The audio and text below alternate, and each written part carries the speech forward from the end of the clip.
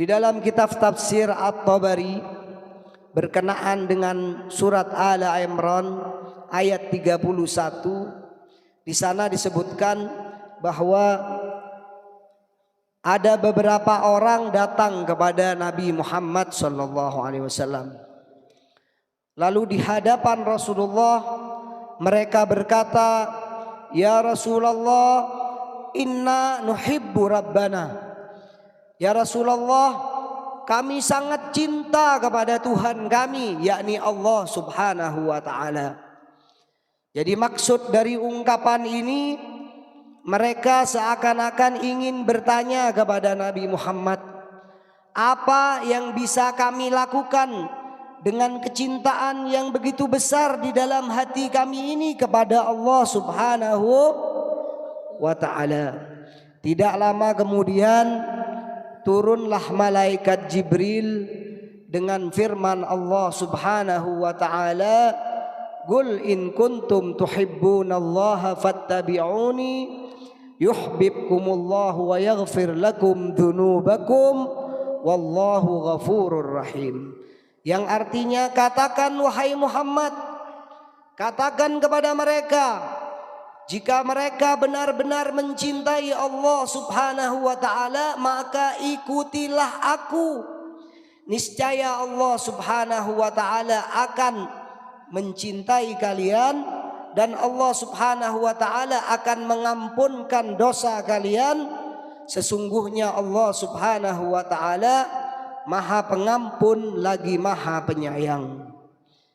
Yang bisa kita pahami dari ayat ini, kalau kita benar-benar mencintai Allah, maka caranya mengikuti Nabi Muhammad SAW. Tapi masalahnya, bagaimana kita akan mengikuti Nabi Muhammad SAW kalau kita tidak kenal dengan Rasulullah? Bagaimana kita bisa mengikuti Rasulullah? Kita tidak tahu kemuliaan dan keagungan Rasulullah sallallahu alaihi wasallam.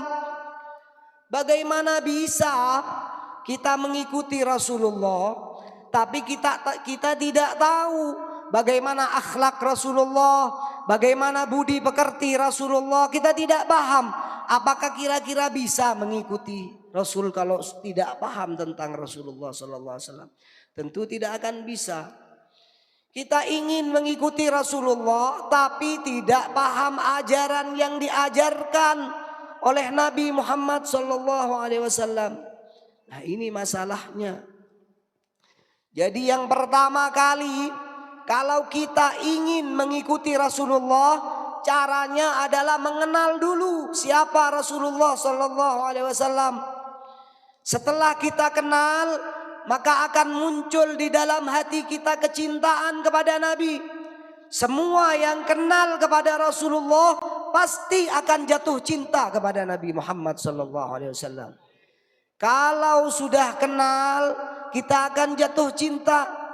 Kalau sudah cinta, insya Allah cinta ini akan menjadi dorongan terkuat kita untuk mengikuti Nabi Muhammad SAW.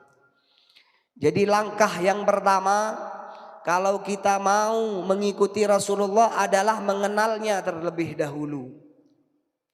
Nah, inilah tujuan diadakannya maulid-maulid seperti ini.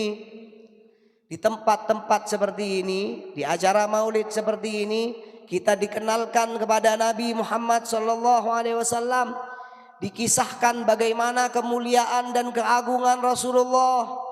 Di maulid-maulid seperti ini kita menimba ilmu, menimba wawasan kita tentang Nabi Muhammad. Kita lebih dekat mengenal Nabi Muhammad SAW.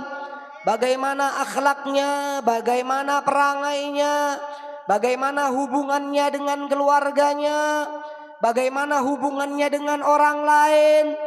Inilah pentingnya maulid Nabi besar Muhammad SAW. Inilah pentingnya kita mengadakan perayaan-perayaan kelahiran Nabi besar Muhammad SAW, biar kita lebih dekat lagi dengan Rasulullah SAW. Kita di sini Sudah malam yang ke berapa? 10. Setiap malam dari 10 malam ini kita semakin dekat dengan Rasul, karena kita dikenalkan dengan Rasulullah sallallahu alaihi wasallam. Insyaallah sampai hari ke-40 sempurna sudah pengetahuan kita tentang Nabi Muhammad sallallahu alaihi wasallam. Ma'asyiral muslimin, bapak-bapak, ibu-ibu yang dirahmati oleh Allah. Di dalam kitab Syama'il Al-Muhammadiyah karya Imam At-Tirmidzi, di sana disebutkan bahwa Rasulullah sallallahu alaihi wasallam membagi waktunya itu menjadi 3 bagian. Yang pertama, bagian pertama adalah waktu yang dihabiskannya untuk Allah Subhanahu wa taala. Artinya untuk beribadah kepada Allah Subhanahu wa taala. Bagian yang kedua, waktu Rasulullah itu dihabiskan bersama keluarganya, bersama anaknya, bersama istri-istrinya. Dan waktu yang ketiga adalah waktu yang dipakai oleh Rasulullah sallallahu alaihi wasallam untuk dirinya sendiri. Adapun waktu yang digunakan oleh Rasulullah untuk dirinya sendiri ini dibagi lagi menjadi beberapa bagian. Ada waktu yang dihabiskannya bersama para sahabat-sahabatnya, yang dihabiskan oleh Rasulullah untuk melayani khusus para sahabat-sahabatnya. Ada juga waktu yang dihabiskan oleh Rasulullah untuk melayani masyarakat umum. Siapapun tamu yang mau berdatang ke Rasulullah, maka akan dilayani oleh Rasulullah sallallahu alaihi wasallam. Nah, hendaknya para pencinta Nabi Muhammad sallallahu alaihi wasallam ini mengikuti Rasulullah, bagaimana cara Rasulullah mengatur waktu dalam kehidupannya. Jadi dari tempat ini kita belajar, kita bagi waktu kita menjadi 3 bagian. Untuk Allah, untuk keluarga, untuk diri sendiri. Untuk diri sendiri ini dibagi lagi untuk kita punya teman-teman, kita punya kawan, kita punya tetangga, kita punya sanak famili, kita punya masyarakat yang ada di sekitar kita. Kita bagi waktu kita. Jangan sampai kita ini hanya sibuk dalam urusan dunia. Dari pagi keluar matahari terbit sampai malam kerja aja. Tahu semuanya kerja memang, tapi ini dari kerjanya dari pagi sampai tengah malam. Sholat 5 waktu ditinggalkan, keluarganya diabaikan, orang tuanya diterlantarkan, sanak familinya tidak ada hubungan dengan mereka lagi. Nah, ini mau dapat keberkahan dari mana? Waktu untuk Allah tidak ada, waktu untuk keluarga terbuang begitu saja, waktu untuk saudara, orang tua, tetangga semua habis begitu saja.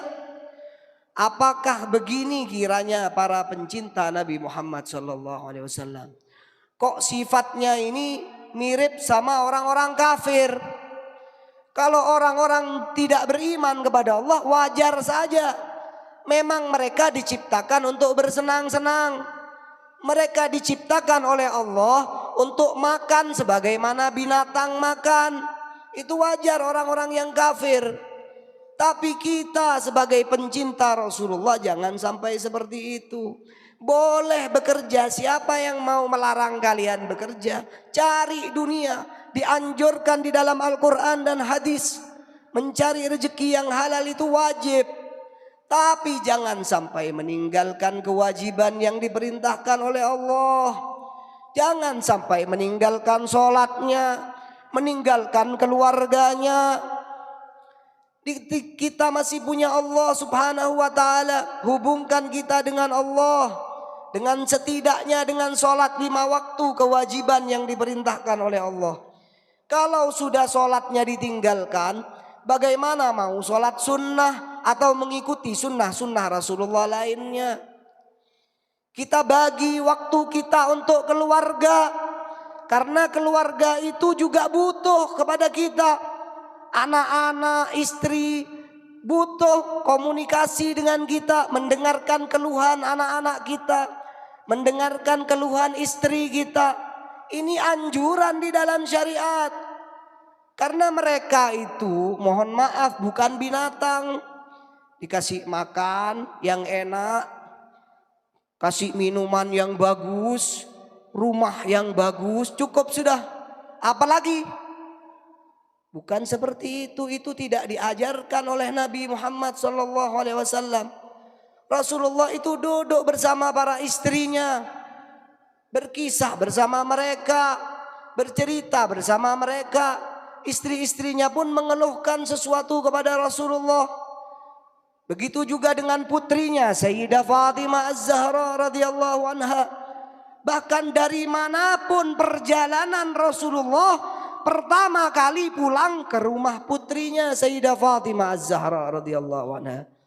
Datang ke rumah putrinya, tanya kabarnya bagaimana, duduk bersama dia dengan pembicaraan yang hangat, dengan pembicaraan yang bagus. Ini komunikasi harus dijalin.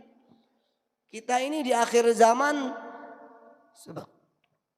yang lebih parah lagi, sudah suaminya kerja, istrinya juga kerja.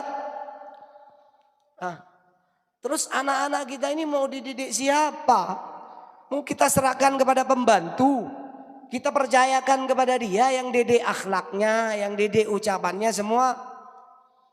Jadi ada kadang alasannya orang itu gak mampu, beb. Waduh, tagihan hidup sekarang tinggi, beb. Banyak sekali keperluan. Kalau kita tidak kerja, suami atau cuman laki-laki, ya suaminya saja yang kerja, istrinya tidak kerja, tidak cukup kebutuhannya. Nah, kalau yang namanya dunia ini tidak ada cukupnya. Biarkan suami kerja, istri kerja, anak-anak kerja, kakek neneknya kerja, umpamanya semua saudaranya kerja, enggak ada cukupnya yang namanya dunia. Yang namanya uang ini tidak ada cukupnya. Saya kisahkan kisah kawan saya, sahabat saya. Dulu di Balikpapan sini kerja serabutan. Tiap hari sebulan itu dapatnya 1 juta. 1 bulan itu 1 juta. Kata istrinya, tidak cukup ini. Gimana laki saya ini kerja tidak jelas. Anak-anak ini tidak cukup bayar sekolahnya. Belum makannya, belum belanjanya. Subhanallah, kata dia, kalau 2 juta lumayanlah. Akhirnya subhanallah seiring waktu naik jadi 2 juta pendapatannya. Setelah 2 juta, maka dia berkata, ini kayaknya masih kurang ini. Kalau umpamanya naik lagi sedikit, kita punya pendapatan ini 3 juta aja, lumayan sudah. Kita bakal cukup. Subhanallah, seiring waktu tidak lama kemudian naik jadi 3 juta pendapatannya dalam sebulan. Wah, kurang ini masih. Ada lagi tagihan kredit motor, belum kontrakan rumah, belum macam-macam. Coba 5 juta aja. Insya Allah kalau 5 juta ini sudah pas ini. Insya Allah semuanya aman sudah kalau 5 juta.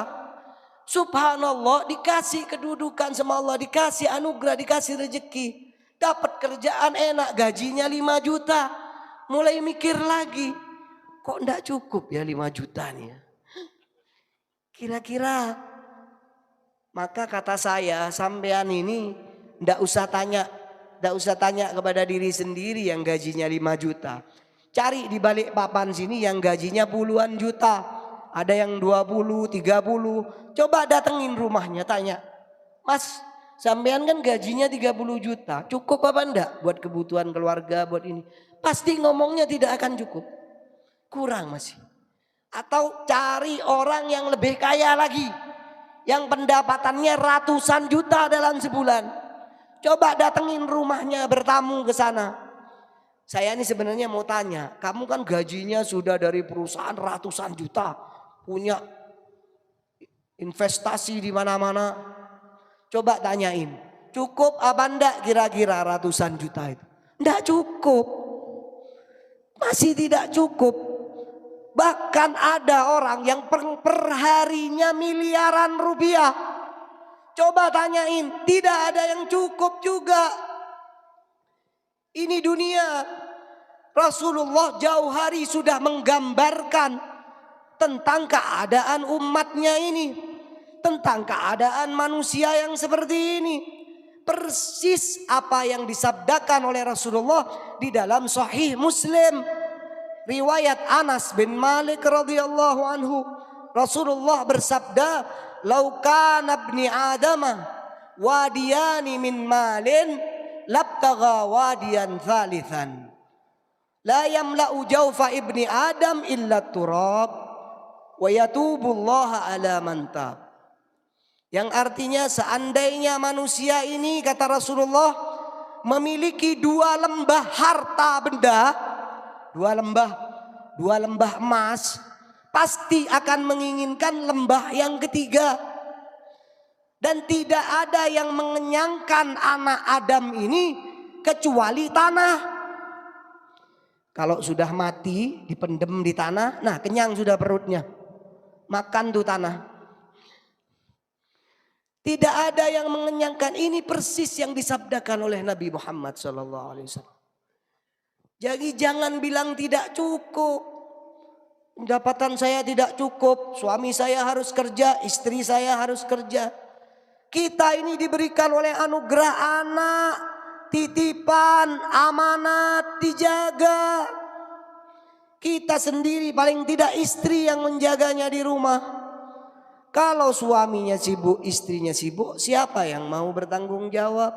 Nanti ini akan ditanya oleh Allah Subhanahu wa taala. Jadi kalau kita mengukur diri kita kepada Nabi Muhammad sallallahu alaihi wasallam, maka kita akan menangis melihat keadaan Rasulullah. Pernah para sahabat itu setelah Rasulullah wafat, mereka itu duduk berkumpul. Acara makan. Ini cerita-cerita makannya para sahabat. Duduk berkumpul mereka. Masing-masing disuguhkan sop. Ada dagingnya. Ada roti. Semuanya sudah memegang makanannya masing-masing. Maka tiba-tiba satu sahabat menangis. Menangis mereka. Satu sahabat ini menangis luar biasa. Waktu ditanya oleh sahabat-sahabatnya yang lain, kenapa engkau menangis? Saya teringat dulu di zaman Nabi Muhammad sallallahu alaihi wasallam. Dulu Rasulullah itu tidak punya satu potong kurma, satu buah kurma yang jelek sekalipun untuk mengganjal perutnya. Tapi kita saat ini nikmat. Kita makan sama roti, sama sop, sama daging. Kita ingat dulu di zaman Rasulullah sallallahu alaihi wasallam, mulut kita ini sampai kering, pecah-pecah, tidak ada yang bisa dimakan. Begitu kehidupan Rasulullah sallallahu alaihi wasallam bersama keluarganya. Jadi jangan katakan kita pada saat ini tidak cukup. Rasulullah itu pernah suatu hari, Sayyidina Umar bin Al-Khattab melihat Rasulullah itu menangis dia. Rasulullah tidur di atas tikar yang terbuat dari pelepah kurma. Tikarnya ini dari pelepah kurma. Ketika bangun Rasul, maka tikar itu membekas di bahunya. Ya Rasulullah, law ittakhadna laka wita'a. Ya Rasulullah, seandainya kami bisa memberikan kepadamu kasur yang empuk, yang enak, sehingga engkau bisa tidur nyenyak. Maka Rasulullah memberi pelajaran kepada Sayyidina Umar. Dan kita sebagai umatnya. Mali walid dunya. Ma ana fid dunya illa karakibin istadalla tahta syajaratin thumma raha wa tarakaha. Aku ini, kata Rasulullah, tidak punya kepentingan dengan dunia ini. Dunia ini cuma sementara. Di sini tempat kita beribadah, mencari bekal untuk akhirat nanti. Bukan dihabiskan waktunya untuk dunia semuanya. Ini pelajaran yang diberikan oleh Rasulullah. Aku ini tidak punya kepentingan dengan dunia. Aku ini di dunia ini seperti orang yang bepergian. Singgah di bawah pohon sebentar, lalu pergi meninggalkannya. Begitulah gambaran dunia. Untuk kita juga semua yang ada di tempat ini. Jadi bagi waktu kita dengan baik kalau kita memang pencinta Rasulullah sallallahu alaihi wasallam. Bagi waktu kita untuk Allah. Bagi waktu kita untuk keluarga, duduk bersama mereka. Ajarkan, didik anak-anak kita, jangan percayakan kepada orang lain. Yang ketiga, bagi waktu kita bersama orang tua. Orang tua yang melahirkan kita jangan ditelantarkan. Ridallah fi ridal walidain. Keridhaan Allah itu berada dalam keridhaan kedua orang tua. Hormati tetangga kita. Lihat masyarakat di sekitar kita. Jangan hidup sendiri. Tidak ada urusan sama orang lain. Tidak kasih makan saya. Loh, beginikah ajaran yang diajarkan Rasulullah? Rasulullah tidak begitu. Rasulullah melayani para sahabatnya, melayani masyarakatnya. Begitu kira-kira gambaran Nabi besar Muhammad sallallahu alaihi wasallam. Mudah-mudahan kita mendapatkan keberkahan di tempat ini. Mudah-mudahan Allah Subhanahu wa taala menyampaikan salawat dan salam yang sudah kita sampaikan kepada baginda Nabi besar Muhammad sallallahu alaihi wasallam. Dan mudah-mudahan Allah Subhanahu wa taala mengabulkan semua doa yang sudah kita panjatkan di tempat ini. Mudah-mudahan Allah Subhanahu wa taala memberikan semua hajat-hajat kita, hajat dunia maupun akhirat. Mudah-mudahan Allah Subhanahu wa taala mengampunkan segala dosa dan kesalahan yang pernah kita lakukan dalam hidup kita ini. Mudah-mudahan kita semua pulang dalam keadaan yang diampuni oleh Allah Subhanahu wa taala.